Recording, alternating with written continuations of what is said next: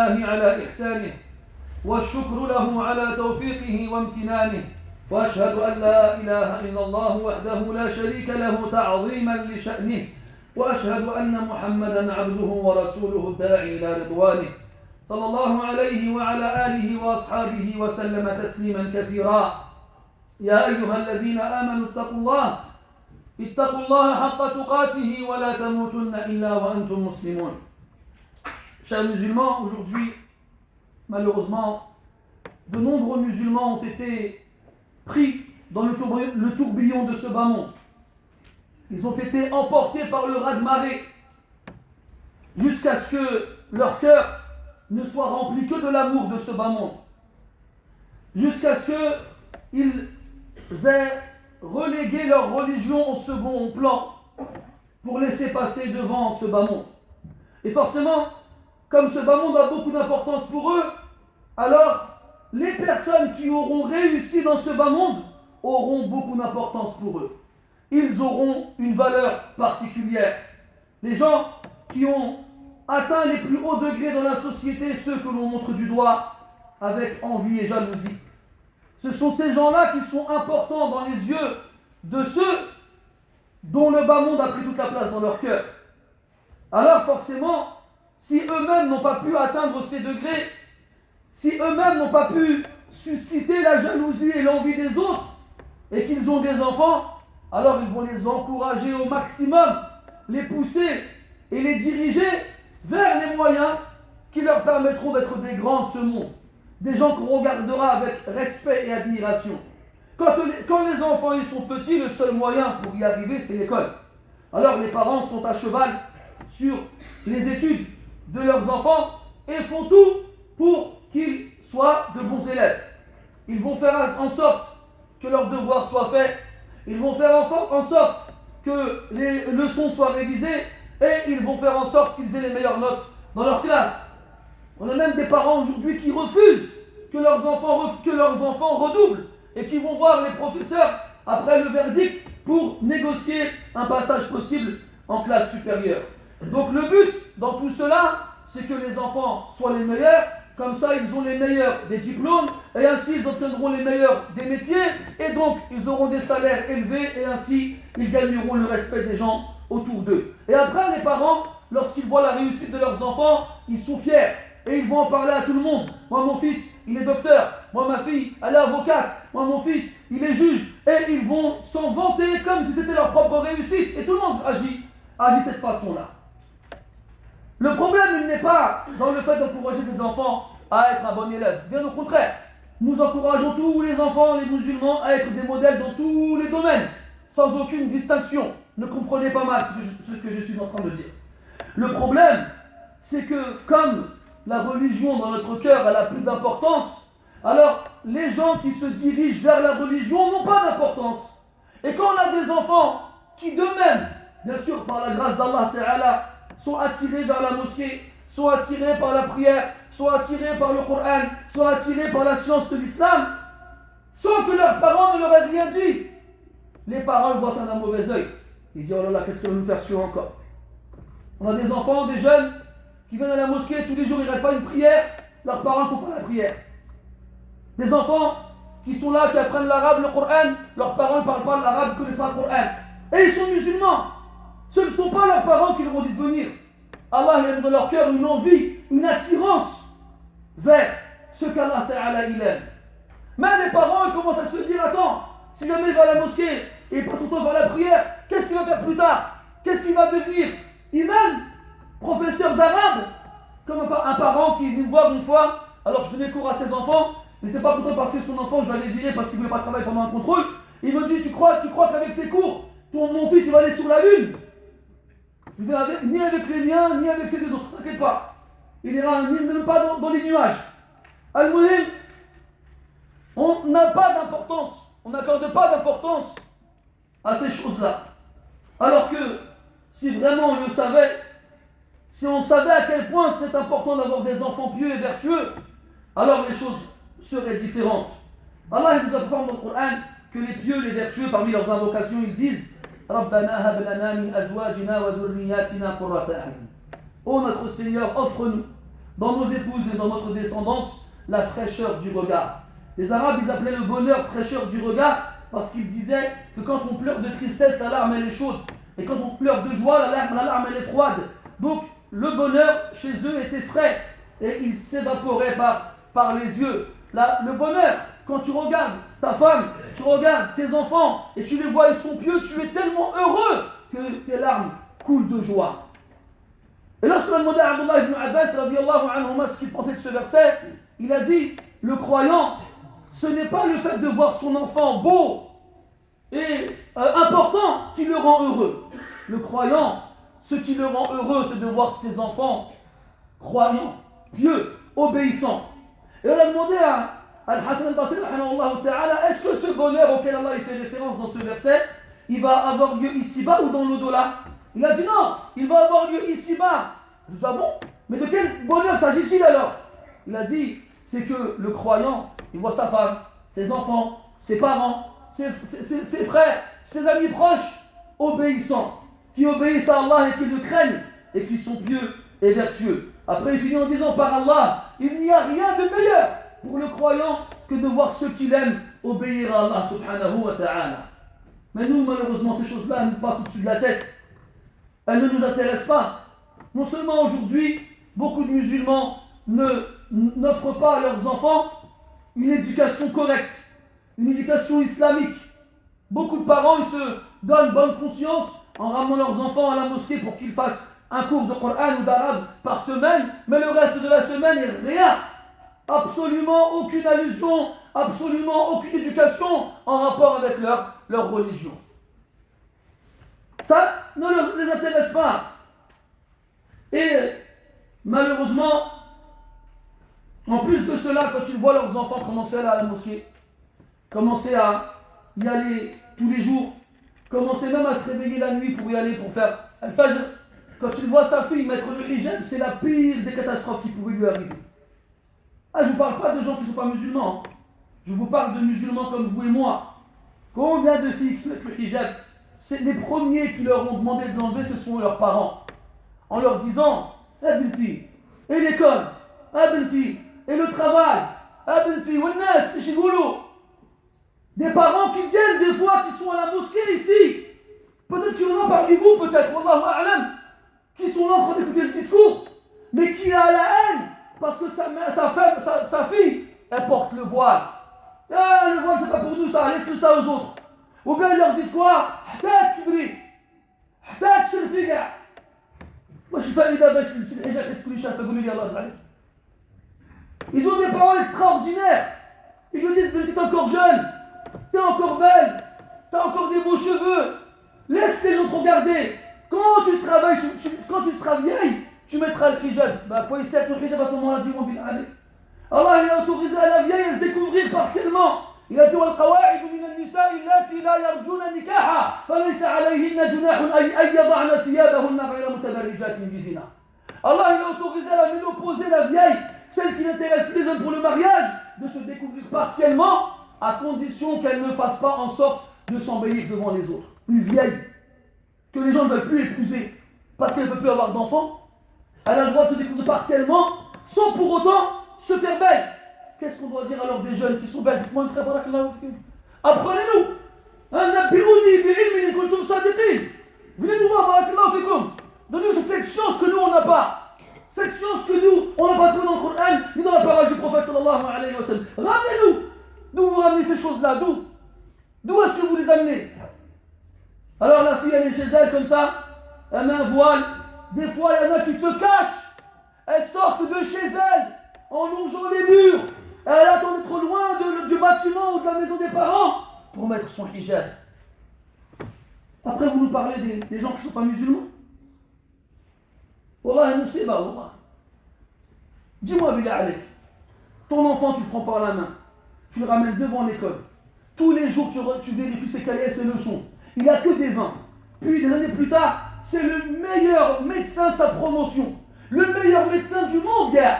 Il gagne 30 000 euros par mois. يا الله il va te faire profiter شوية. الوليد تحب تروح البلاد هاك. تحب تشتري سيارة هاك. يتهلا فيك ويدور معك. Tu vas en profiter plus ou moins. Mais quand tu vas mourir, mon frère, tout ce que ton fils y fait là, qu'est-ce que ça va t'apporter, dis-moi? Qu'est-ce que ça va t'apporter? Ton argent à toi, quand tu vas mourir, il ne t'accompagnera pas dans la tombe. Tu crois que celui de tes enfants va t'accompagner? Est-ce que tu crois vraiment que celui de tes enfants va t'accompagner? Le prophète dit sallallahu alayhi wa sallam, إذا مات الإنسان, quand l'être humain il meurt, انقطع عنه عمله, ses actions s'interrompent, c'est fini, plus d'action pour lui. Ce qu'il a fait avant s'arrête, sauf de trois façons. Tout le monde connaît ce hadith. Une sadaqa jariya, une aumône dans l'utilité continuelle. Ilm yuntafa'u bih, une science dont les gens tirent profit. Aw waladin salihin yad'u lahu, ou un enfant vertueux qui invoque Allah pour toi. Qui invoque Allah pour toi.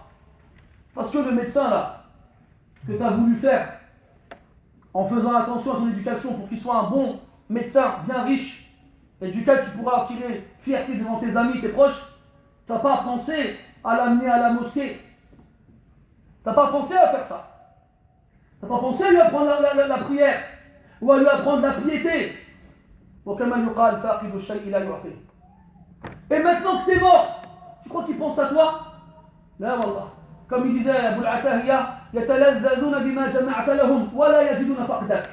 ils tirent un plaisir énorme à voir ce que tu leur as laissé et ils ne ressentent même pas ta perte. Ça y est, t'as oublié le shit. Lui, toute la journée, il est en train de faire des ordonnances, ou bien en train de voir des patients, ou bien en train de faire une opération, ou j'en passe d'autres. Tu penses qu'il pense à toi et qu'il dit ah, Allah yaghfir al-walid, Allah yarham al-walid, tu crois qu'il pense à toi? Ou tu crois que c'est celui qui est à la mosquée, celui que tu dénigrais, tu regardes d'un œil comme ça, méprisant et hautain,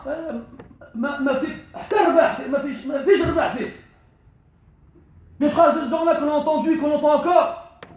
Alors que le prophète sallallahu alayhi wa sallam, Allah il élève le degré de l'homme au paradis. Tu arrives au paradis, si tu y rentres, et tu es à un degré élevé. Tu dis ah Allah, anna li hada, comment se fait-il que je sois à un degré aussi élevé? Même lui il ne comprend pas. Il n'a pas fait tellement, il n'a pas fait autant d'actions pour pouvoir atteindre un degré pareil. Alors Allah il lui répond Bistirfari waladika lak. Quand toi t'es mort, tes enfants ils appelleraient pardon d'Allah pour toi. Ils pensaient à toi, ils étaient dehors dans leur sujoud, dans leur prestation parce qu'ils étaient pieux, parce qu'ils étaient obéissants, parce qu'ils suivaient le droit chemin. Et là tu diras Alhamdulillah que j'ai laissé derrière moi des enfants pieux. Alhamdulillah.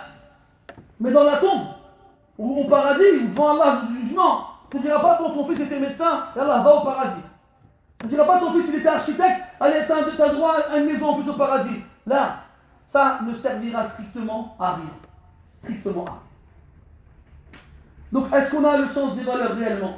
Est-ce que vraiment on est conscient de ces bienfaits énormes qu'Allah nous offre sans même qu'on lui demande?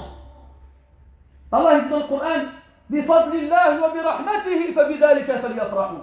Si tu veux être heureux et joyeux, c'est par la grâce d'Allah et par sa miséricorde. C'est ça qui te donne le droit d'être joyeux. Pas le reste. Ceux qui sont joyeux pour rien, ils le regretteront un jour ou l'autre. ذلكم بما كنتم تمرحون في الأرض بغير الحق وبما كنتم تفرحون في الأرض بغير الحق وبما كنتم تمرحون. Allah Ta'ala dit dans le Coran, dans de nombreux versets. لا تفرح إن الله لا يحب الفرحين. Ne fais pas preuve de trop de joie, toi. Allah il n'aime pas les gens comme ça. Et quand il parle de cela, il parle de ceux qui sont joyeux pour des raisons futiles et inutiles, pas pour des vraies raisons. Celui qui est heureux pour des vraies raisons, il a le droit d'être heureux. Et lui, il sera heureux ici-bas et dans l'au-delà. Mais comme je vous le disais, malheureusement, c'est pas la valeur des choses qu'on accorde de l'importance au reste. Et si vous ne le croyez pas, allez voir vous, des parents qui ont des enfants qui sortent et qui ne reviennent plus, des parents qui leur amènent la police, des parents qui ont toujours des mots dans leur cahier de correspondance à l'école parce qu'ils travaillent mal, parce qu'ils manquent de respect aux professeurs. Allez voir ces enfants qui vendent de la drogue et qui en consomment. Allez voir ces enfants qui boivent de l'alcool et qui rentrent chez eux sous et qui insultent leurs parents, qui les frappent. Allez les voir ces parents-là et demandez-leur ce qu'ils souhaitent. Vous savez ce qu'ils souhaiteraient? Avoir des enfants qui font la prière, avoir des enfants qui vont à la mosquée, avoir des enfants qui sont pieux. Et Allah Ta'ala est témoin min fawqi hadha al-minbar qu'il y a des gens qui viennent me voir dans cette mosquée en me demandant de faire des dua pour leurs enfants. Ils me disent كدعي مع الولد ما لهم مسكين مريض لا راه مش بعيد. Combien de fois on me dit mon fils fais dua pour lui. Pourquoi qu'est-ce qu'il est malade? Maman il est parti loin. C'est-à-dire il est parti loin. Et voilà qu'arf. Il ramène des filles à la maison. Il rentre, il est sous. Il insulte sa mère. Il essaie de me frapper. Il prend mon argent. Vous les connaissez ces gens-là aussi, hein? Parce que quand vous voyez, vous, des enfants qui ont réussi à l'école, vous voulez que vos enfants soient comme les leurs, mais vous ne regardez pas les autres enfants de l'autre côté. Vous ne voulez pas les voir.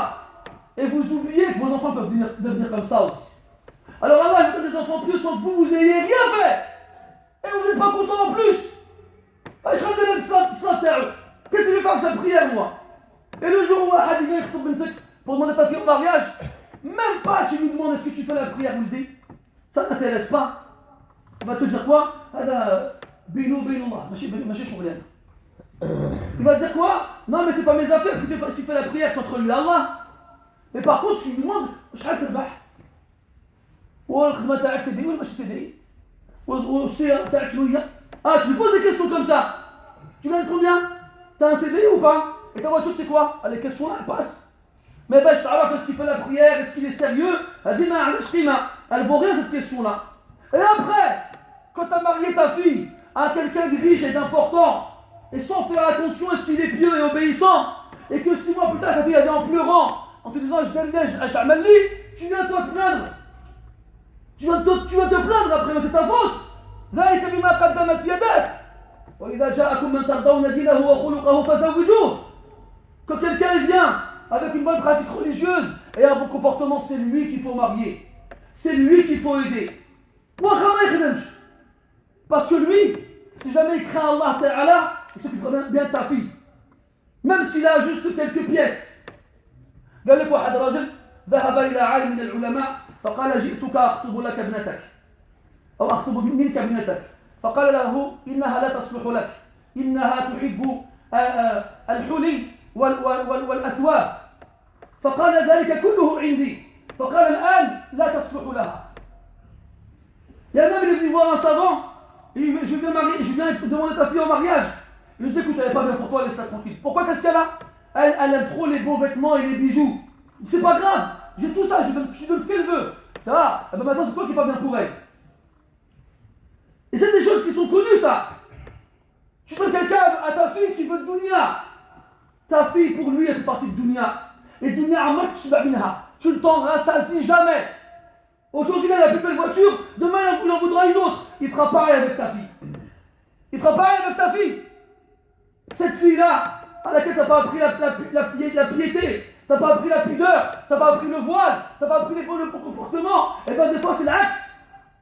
C'est toi qui t'abtali bibratika as-salihin. Il y a des gens, ils sont pieux, ils veulent demander ta fille au mariage. Toi tu sais ta fille c'est quoi? C'est un shaitan qui joue ins. C'est un diable dans un corps humain. Tu dis هاك ولدي رديها ما تعطيني والو رديها. Prends-la, vas-y, marie-toi avec elle, c'est pas grave. Donne-moi rien, débrouille-toi avec elle. Ah là là, il n'y a pas de problème. Parce qu'il sait qu'il est en train de lui donner un shaitan. Et l'autre مسكين صابر يتحمل يحتسب. Et un jour il vient dire عمي بنتك خرجت عليه العقل. Il vient dire mais ta fille m'a rendu fou. Je dis دبر راسك معاها. Et après on se demande pourquoi on a ce genre de problème dans nos couples ou dans nos familles. Allez les voir les gens comme ça, arrêtez de croire que tout est beau, tout est rose. Chez les gens qui ont des enfants qui ont des bons résultats à l'école. Et on les a vus nous aussi. Ces enfants qui ont maintenant des bons travails, des bons métiers, des bons salaires, ils disparaissent. Tu crois qu'ils pensent à toi? Ils ne pensent pas à toi. Ça y est, il a travaillé, il est à l'école, il est à l'école, il a un bon salaire, il a de l'argent. Maintenant, il te met avec dunya. Comme tu lui as appris que dunya, qu'est-ce qu'il sait faire d'autre? Eh ben, il faut courir après comme tu as fait toi aussi avant. Alors qu'est-ce qui se passe? Comme maintenant on a un CDI, un bon travail, un bon salaire, dès qu'il a le moyen de faire quelque chose, il va le faire. Et toi, marra le téléphone, ça va, et c'est fini. Et c'est fini. Et donc qu'est-ce qui a vraiment de la valeur mes frères? Dites-le moi, barakallahu fikum. Dites-le moi et surtout, souvenez-vous de Nuh, alayhi salam. Quand Allah nous raconte son histoire dans le Coran, au moment où le déluge commence, la pluie s'abat sur eux du ciel et l'eau sort des profondeurs de la terre. Et Nuh, sur son bateau, il voit un de ses fils en train de courir. Ya Bunay, irkab ma'ana, monte avec nous, mon fils, wala takun ma'al kafirin, et ne sois pas avec les mécréants. Mais son fils était déjà avec eux. Et là, il ne croyait pas au déluge. Il a dit, Sa'awi ya jabalin ya'simuni min al-ma'. T'inquiète pas pour moi, je vais monter sur une montagne et elle me protégera de l'eau. Et là, Nuh lui dit, La 'asima al-yawma min amrillah, illa man rahim. Aujourd'hui, aucun échappatoire possible devant l'ordre d'Allah, sauf celui à qui il a fait miséricorde. وحال بينهما الموج فكان من المغرقين. Et une vague est passée entre eux, elle l'a emporté et l'a noyé. Mets-toi à la place de Nuh à ce moment-là. Réfléchis, pense un peu. Nuh, qui pendant 950 ans a passé son temps jour et nuit à appeler les gens de son peuple à Allah. قال رب إني دعوت قومي ليلا ونهارا فلم يزدهم دعائي إلا فرارا وإني كلما دعوتهم لتغفر لهم جعلوا أصابعهم في آذانهم واستغشوا ثيابهم وأصروا واستكبروا استكبارا ثم إني دعوتهم جهارا ثم إني أعلنت لهم وأسررت لهم إسرارا. Il a bien laissé Nuh pendant 950 ans avec des étrangers, des gens qui ne connaissaient pas, les gens de son peuple, qui ne sont pas de sa famille. Imagine avec son fils. Alors que le déluge s'abat et que les gens sont sur le point d'être exterminés. Ya Bunay, irkab ma'ana. C'est ça que je veux dire à ton fils normalement. Mais dès aujourd'hui, alors qu'il a 3 ans, 4 ans, qu'il commence à dire ses premiers mots, il commence à comprendre ce que tu lui dis. Ya Bunay, irkab ma'ana. Viens avec moi. Pars pas à la mosquée tout seul et tu laisses pour la télé ou bien jouer aux jeux vidéo. Ne pense pas tout seul à toi dans ta religion et tu laisses derrière toi. Et qu'est-ce que tu vas faire après? Le laisser être emporté par un raz-de-marée? Pas le raz-de-marée du déluge, le raz-de-marée de Dunya. Un raz-de-marée, une déferlante qui ne laisse rien sur son passage et qui emporte tout avec elle. Dis-lui maintenant, Ya Bunay, irkab ma'ana, wa la takun ma'al kafirin. Et après Nuh, c'est un père, c'est un humain, il est triste. Il voit son fils mourir devant ses yeux. Il voit la mer l'emporter. Il le voit se noyer. Il dit Ya Rabbi, inna ibni min ahli, wa inna wa'daka al-haq, wa anta ahkamul hakimin. Ya Allah, mon fils fait partie de ma famille. Et tu m'as dit avant, tu sauves ta famille avec toi dans le bateau. Il est parti. Mais ta promesse, elle est véridique. Et tu es le plus juste des justes. Qala ya Nuh, innahu laysa min ahlik, innahu amalun ghayru salih. فلا تسألني ما ليس لك به علم إني أعظك أن تكون من الجاهلين. Nuh, oh Nuh, ce n'est pas ton fils. C'est une mauvaise action, une action qui n'est pas vertueuse. Je te mets en garde de me demander ce dont quoi tu n'as aucune science. Et ne me demande pas ce en quoi tu n'as pas de science. Je te mets en garde de faire partie des ignorants. إنه ليس من أهلك.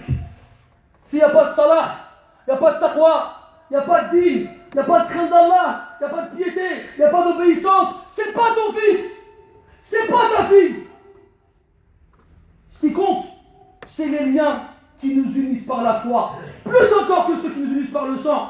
فإذا نفخ في الصور فلا أنساب بينهم يومئذ ولا يتساءلون يوم يفر المرء من أخيه وأمه وأبيه وصاحبته وبنيه ألستم تقرؤون القرآن؟ C'est le Coran, subhanallah. Le jour de la résurrection, il n'y aura plus aucun lien de parenté entre eux, c'est fini. Malak, je vous le dis. T'es pas mon père, je suis pas ton fils. C'est fini. Le jour où l'homme fuira son frère, son père, sa mère, sa femme, ses enfants, c'est fini. Ouldi, binti, c'est fini. Alors réfléchis bien aujourd'hui. Dans quel domaine tu veux investir? Réfléchis bien. Où est-ce que tu as choisi de mettre tes enfants? Tes enfants, pardon. C'est des actions que tu as accomplies. Comme la prière, comme le jeûne, comme l'aumône. Ce sont des actions qui sont les tiennes. فَمَنْ يَعْمَلْ مِثْقَالَ ذَرَّةٍ خَيْرًا يَرَهُ وَمَنْ يَعْمَلْ مِثْقَالَ ذَرَّةٍ شَرًّا يَرَهُ. Celui qui fait des actions de bien aussi infimes qu'une fourmi, eh bien il les verra. Et celui qui fait des actions de mal aussi infimes qu'une fourmi, il les verra aussi. Wallah, ici, Allah vous a donné des enfants pieux. sans que vous n'ayez rien fait pour les avoir. Remerciez Allah jour et nuit. Soyez reconnaissants. Parce qu'il vous a donné une chose extraordinaire. Il vous a donné une chose, une valeur qui n'a pas de limite.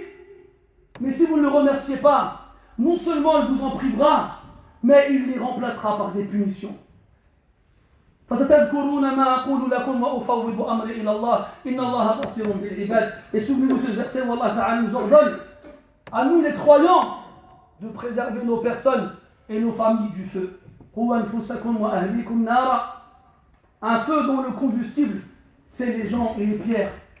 وَقُودُهَا النَّاسُ وَالْحِجَارَةُ. نسأل الله سبحانه وتعالى أن يصلح ذرياتنا.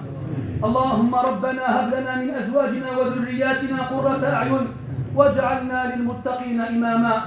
ربنا هب لنا من أزواجنا وذرياتنا قرة أعين واجعلنا للمتقين إماما.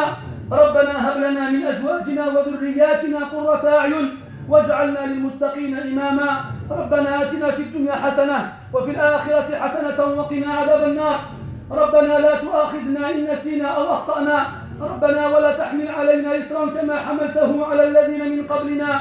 ربنا ولا تحملنا ما لا طاقة لنا به واعف عنا واغفر لنا وارحمنا أنت مولانا فانصرنا على القوم الكافرين. اللهم أصلح أبناءنا وبناتنا. اللهم أصلح أبناءنا وبناتنا. اللهم أصلح أبناءنا وبناتنا واجعلهم صالحين مصلحين شاكرين مطيعين يا رب العالمين. اللهم وفقنا لتربيتهم تربية حسنة ترضيك يا رب العالمين. اللهم أعنا على تربيتهم. اللهم أعنا ووفقنا لأن نكون لهم قدوة صالحة يا رب العالمين. اللهم وفقنا لكل خير. اللهم وفقنا لكل خير. أحد إخواننا أمه الآن في المستشفى قد أجريت عليها عملية، نسأل الله تبارك وتعالى لها النجاح والشفاء العاجل، ونسأل الله سبحانه وتعالى أن يجعل هذه العملية كفارة لسيئاتها، ونسأله سبحانه وتعالى أن يرزق أولادها وأهليها الصبر، وأن يجعلهم جميعا من الراضين بقدرك وقضائك يا رب العالمين. وصل اللهم على عبدك ورسولك محمد وعلى آله وأصحابه أجمعين، والحمد لله رب العالمين. وقوموا إلى صلاتكم يرحمكم الله.